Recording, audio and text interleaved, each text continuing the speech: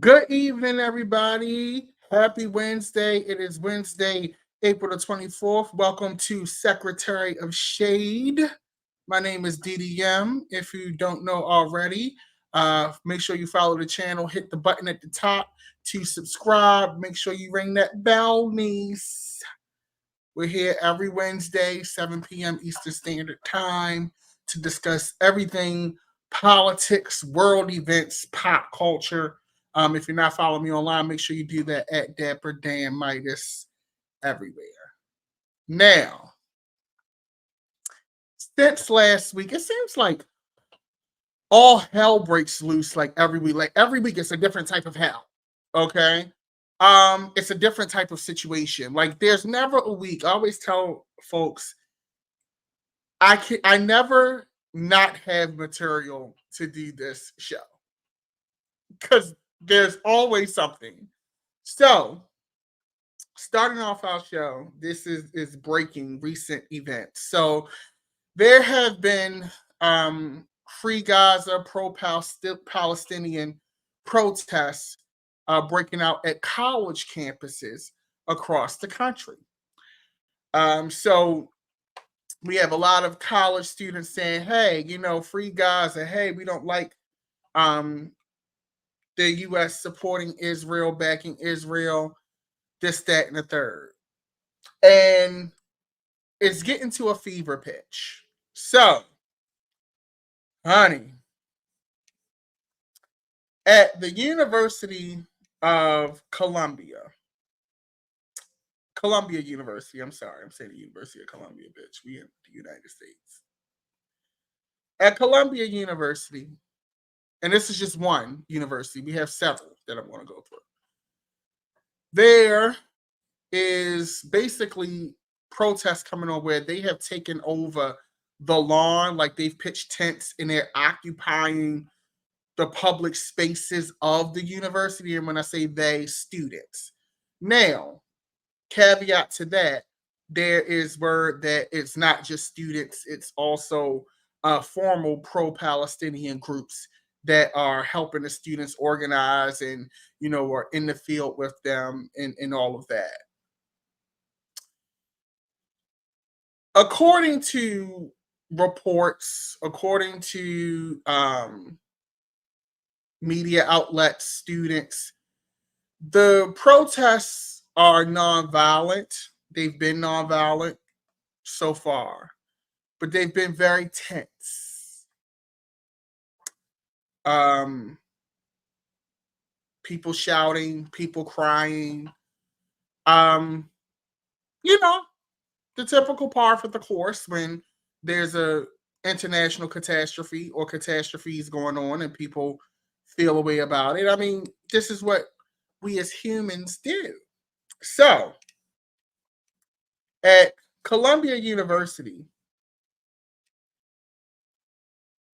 the president of the university, Namat Shafiq, hope I butchered that name, is under fire because critics on both sides of the aisle, both Republican and Democrat, and also, of course, Jewish organizations have said, "Hey, this is getting out of hand, niece. You need to bring the police up in here. You need to restore law and order." Okay. Kids are getting threatened. What's going on? So, Mike Johnson. So, first of all, bitch. First of all, I think it's hilarious that Mike Johnson he visited the school today after calling for the president of the university to resign to try to establish some type of rapport or get some kind of resolution. First of all, you whack ass bitch, you can't even your job not even secure. Okay, your job not even secure. In case you've been under a rock, I know we briefly talked about it here and there, but Marjorie Taylor Greene is on the hunt to get him up out of there. So how do you go? First of all, I got a problem. How are you gonna call for somebody else to resign, and your job is 5 miles till empty. I don't understand it. Like, sir, and you already know how I feel about Mike Johnson anyway, based on the facts. Based on the facts and comments that he's made in the past about various groups. Okay? So, according to him, he met with Columbia University's president and asked her to take immediate action to address the unrest on campus. The speaker called on the Manoush Shafiq to resign after visiting the university on Wednesday. And he's quoted as saying, "We met briefly with the president and her top officials right before we came out on the steps here. We encouraged her to take immediate action and stamp this out. And our feeling is that they have not acted to restore order on the campus." Johnson said he would call President Joe Biden immediately after departing the campus and demand he take action, not ruling out the need for the National Guard to step in at some point. "My intention is to call President Biden after we leave here and share with him what we have seen with our own two eyes and demand that he take action. There is executive authority that would be appropriate. If this is not contained quickly and if these threats and intimidation are not stopped, there's an appropriate time for the National Guard," he said. So, you're going to call Joe Biden and tell him what he needs to do. But you can't even control, you are the Speaker of the House, and you can't even control what you got going on your own side of the aisle. You got Moscow Marjorie telling you what the fuck you gonna do and what you supposed to do. But let's not make it about him. I just thought that was a funny tidbit. It was very ironic to me. So, he also, when he came out, he got booed. So when he came out and made that statement, because the thing is, government officials sometimes think people are monolith. And Mike Johnson has said some crazy things about gay people and other unsavory things. So, bitch, you ain't just offend Palestinian groups, bitch. You offended multiple groups. Multiple groups. Okay, so this isn't just you. Okay? Now, or one group.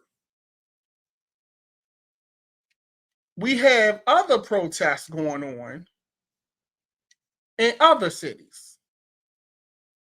So, USC, they got on-campus protests going on, bitch. It's given the 60s. I feel like I used to just watch this on TV on like historical documentaries and shit. I didn't think we was going to actually be like living like this still, but whatever. USC goes, there's still significant activity at the center of the UPC campus due to a demonstration. The gates are closed, so anyone coming to campus should be prepared to show an ID at the gates for class or for business. Please continue to avoid the center of campus unless you have a class.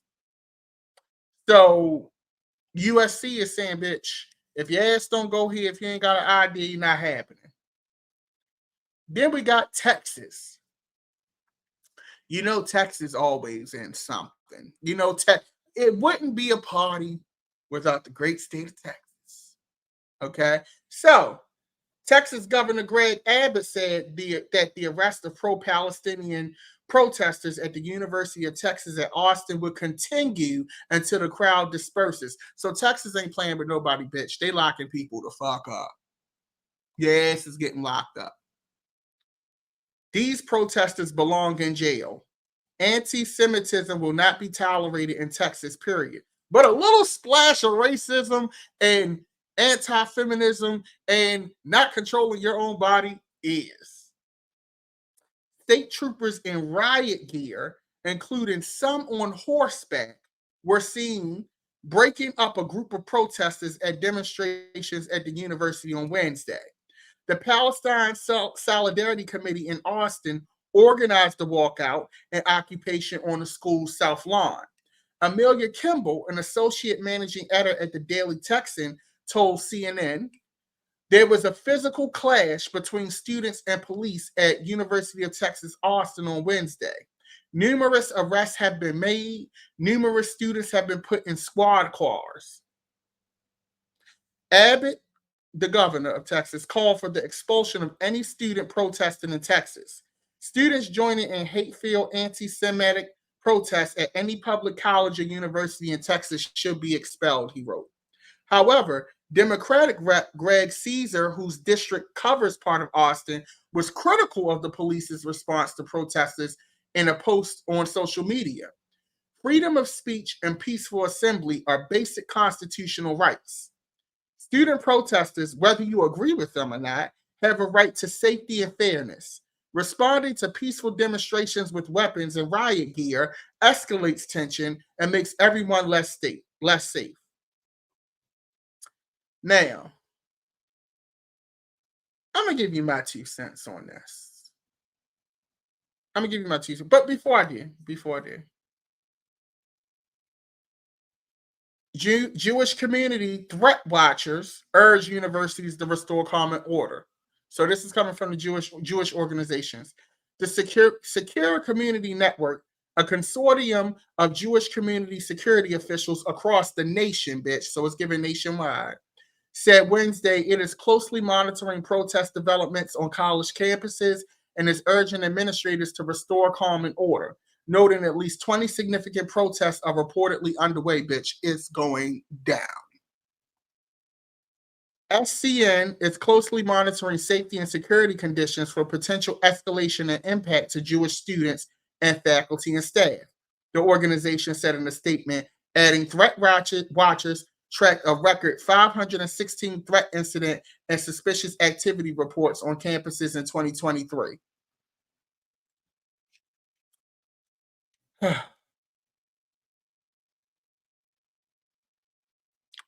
And just a new update, this just came in. About 20 arrests have been made at the University of Texas from students.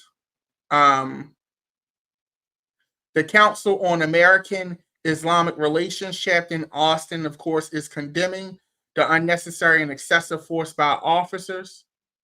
Jewish student at Columbia's pro-Palestinian encampment also shares her experience. So, now let's get to my 2 cents on this.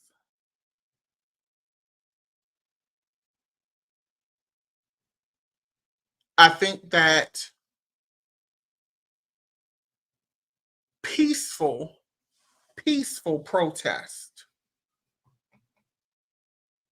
should not be deterred or muffled because you don't agree with the stance. When it gets violent or unsafe, then we have a problem. The issue I have is that the way that this is being framed is that if you are pro-Palestine, if you do want the government to stop backing Israel or, push Israel for a ceasefire and come to some type of resolution,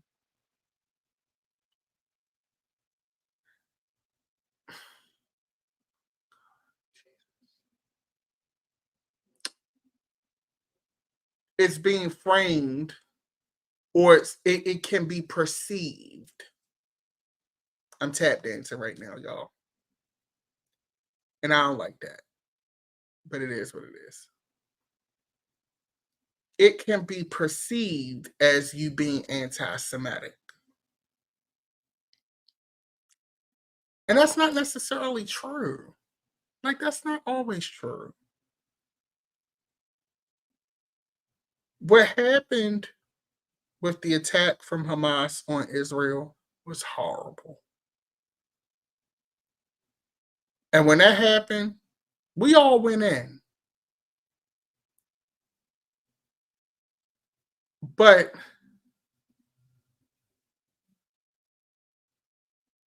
it's hard in the age like the government media, they can't spin the stories like they used to could do back in the day. With Instagram, TikTok, and we're gonna get to that in a minute, and things like that, people are communicating with each other across the world. And they're seeing things not with a media spin, not with the governmental preface, but they're seeing it in real time as it happens. So when you have things like that, people are now able to make their own decisions based on their own opinions and based on the things that they see. So if we see tens of thousands of women and children being massacred, what do you want people to do? Peaceful protest, and I say this again, peaceful protest is supposed to be one of the cornerstones of the United States of America. When you muffle peaceful protests and occupation, especially from college students, it becomes an issue. Now, what's interesting is that the Republican Party, and I say the Republican Party because Greg Abbott, Mike Johnson, they're Republicans, and some of their colleagues are saying, anti-Semitism will not be tolerated, which it shouldn't. There's no place for it, and it should not be tolerated. But you're not acknowledging the plight of the other side. This isn't a one-sided fight where, like, there are grievances on both sides of the aisle. And when you take sides in a country whose foundation is built upon, supposed to be built upon diversity, equity, and inclusion, the same thing that's gotten to a lot of people's crawls, it creates animosity. And you cannot get mad at people when they see their people being killed by the tens of thousands. Yes, Hamas terrorist group, what have you, terrible thing they did to Israel. And those parties should be punished to the fullest extent. But thousands of innocent women and children should not have to pay that price. And to try to silence people for bringing that to the light is morally bankrupt and goes against everything that the United States on paper is supposed to stand for.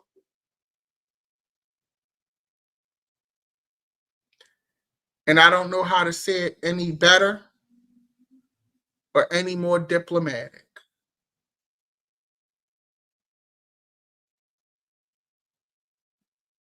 And I'm not saying that, and I want to be clear here, I'm addressing the people that are suffering, not these government entities in Palestine or in Israel who are using their citizens as chess pieces or are committing,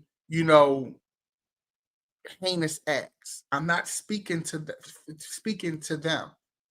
I'm speaking to the child who is watching their mom get blown to bits.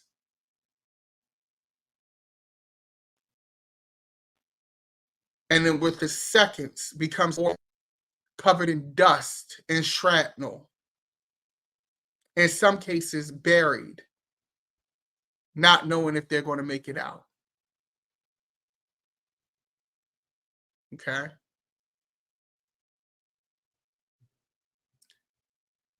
That's what we're speaking to.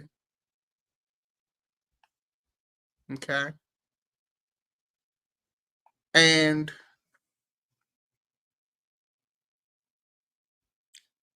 it is my hope that a resolution is reached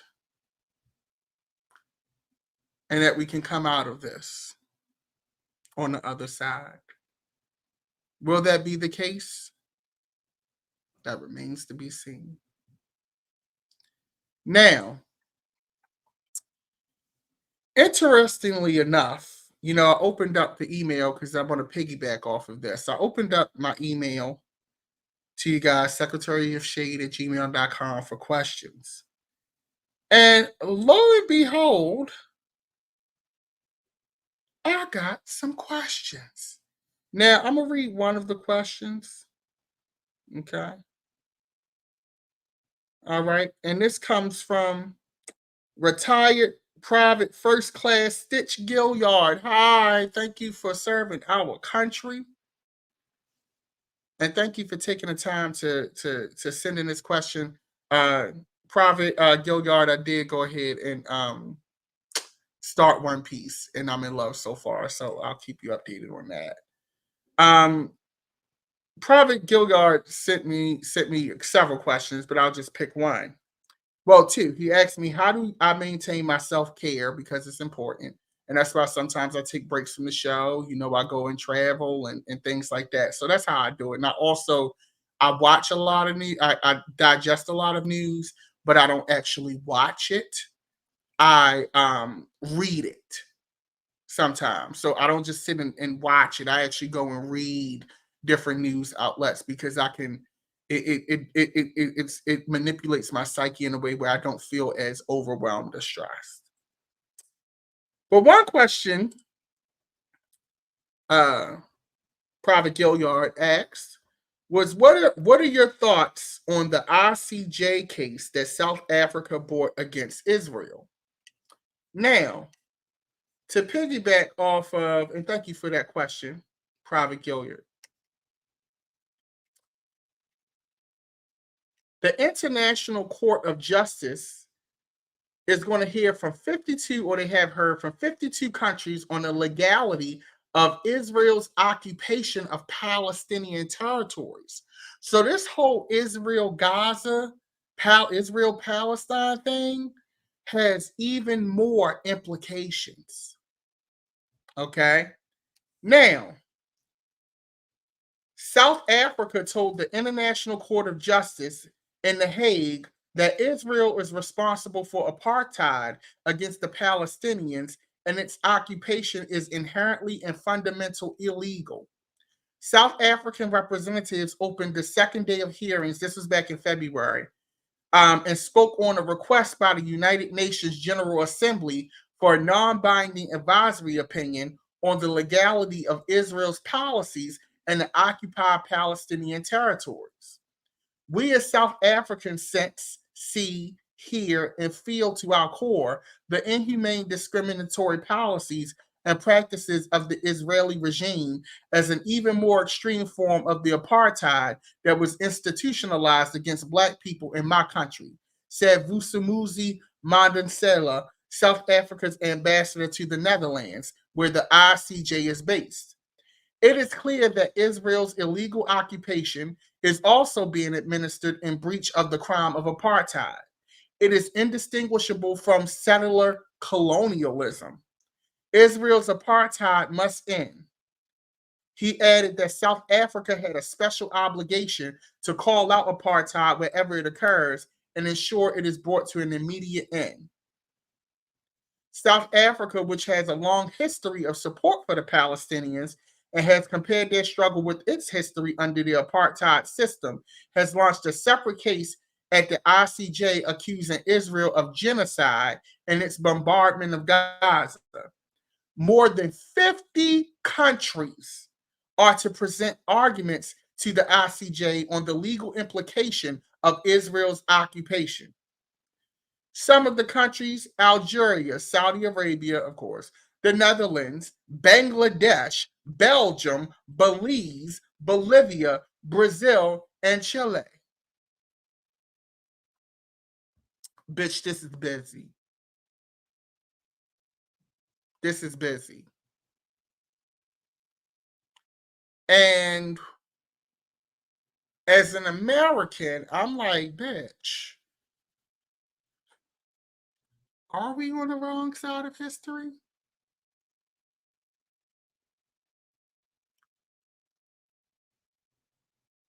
I don't know. Now, the ICJ has a 15-judge panel that's going to review Israel's occupation, settlement, and annexation, including measures aimed at altering the demographic composition, character, and status of the holy city of Jerusalem, and from its adoption of related discriminatory legalization and measures. Israel has pushed on with building illegal settlements across the occupied West Bank, now home to more than 500,000 Jewish settlers and 3 million Palestinians. Israeli settlers have become increasingly more violent. Their actions have been condemned by world leaders, especially in the past few months, as Israel attacks Gaza.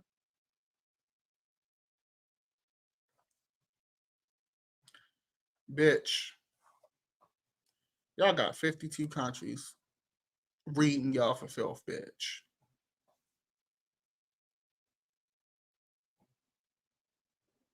This is busy. Now, my personal opinion, and you know I'm fair. I pride myself on being fair. These people asking valid questions. And I'm just speaking strictly to the women and children that are being massacred in Palestine. Like, sis, what's going on? What's going on? There's a fever pitch of attention on this, and it's not going away. It's not. It's not going away. Now, to bring that back, to piggyback off of that, rather, I said earlier, that people are getting their news in real time. You can't spin the story like you used to when news was controlled. And so, President Joe Biden today signed a bill that will force TikTok's Chinese parent company to divest from its U.S. operations or face a nationwide ban. Okay. The bill signed into law Wednesday has been a long time coming, and this is from Axios. After the Biden administration warned last year that TikTok could face a ban if its parent company, ByteDance, didn't sell its stake in the U.S. version of the app. TikTok's critics have long argued the app could put U.S. customer data at risk because Chinese law requires China's companies to share information with the government. We talked about this previously a few weeks ago. So, what does the new law say? The new law isn't going to make TikTok disappear immediately, but what it does is it gives ByteDance up to a year to find an approved buyer for TikTok. Specifically, the law gives ByteDance 9 months to arrange a sale, with the option that President Biden could extend the deadline by 90 days if sufficient progress toward a sale has been made. If it fails to do so, TikTok will be banned from U.S. app stores. Now, if you remember when we talked about this, when it first started happening, like a month or two ago, a few weeks ago, there are, I believe, U.S. senators or U.S. businessmen who are looking to buy TikTok.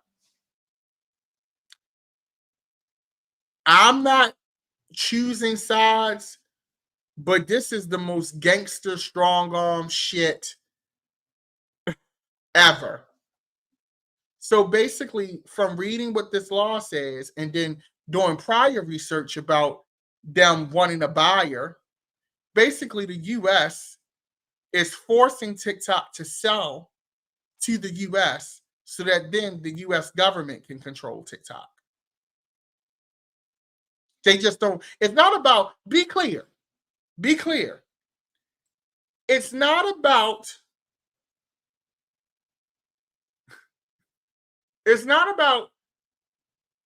a government owning TikTok or having oversight on TikTok or being able to get TikTok's data. It's just that the United States government wants our government to do that, not the Chinese government to do that. So nowhere in this, let's be real here, is it about, sell to some private entity. Because if you sell to a United States private entity, they still get oversight from the United States government. So it's not that they care about your data or your information. They just want your data or information. And they don't want the Chinese government to have it. Which I understand not wanting the Chinese government to have it. That is a rival country. But a bit hypocritical, don't you think? Or is that just me? Am I tripping? Like, am I off?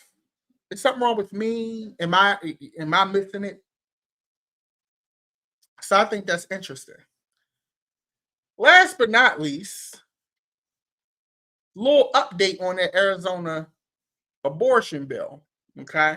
So remember that Arizona Supreme Court upheld this old ass, outdated ass bill about abortion. You know, you can't get an abortion, outlawing abortion. Well, there's been some updates. Lawmakers in the Arizona House have voted to repeal a controversial 1864 law banning nearly all abortions amid mounting pressure from the state's Republicans. And mind you, it's only mounting pressure from the state's Republicans because their asses want to get reelected. 3 Republicans joined in with all 29 Democrats, bitch, talk about reaching across the aisle, on Wednesday to support the repeal of the law, which predates Arizona's statehood and provides no exceptions for rape or incest. The move follows weeks of effort in the state legislature to address an issue that put Republicans on the defensive in a battleground state for the presidential election. The measure will now head to the state Senate, where it is expected to pass, and then to the governor's desk.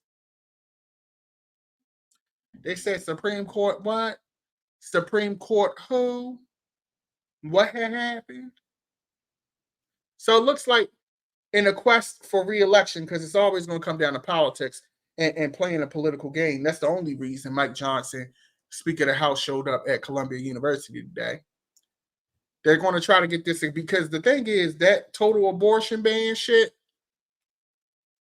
that'll get Republicans right on up out of here, and they ain't trying to have that. So they like, hold a minute, hold up, Holiday, bring that back. So we'll see how that pans out. I didn't originally intend on speaking on what I spoke on today, but once again, breaking news is always a thing. But that's our show for today. That's our meeting for today. Don't forget to hit the subscribe button. Make sure you share, like, comment, do whatever you feel in your heart. If you want to follow me on social media, you can do that at Dapper Dan Midas. Also, to contribute to the channel, you can do that Cash App or Venmo at Dapper Dan Midas. With that being said, I hope you all have a beautiful, beautiful weekend. It's going to be like 80 degrees in Baltimore on Sunday or Saturday. So I hope you guys have a beautiful weekend. Stay safe, be blessed, and I will see you all next week.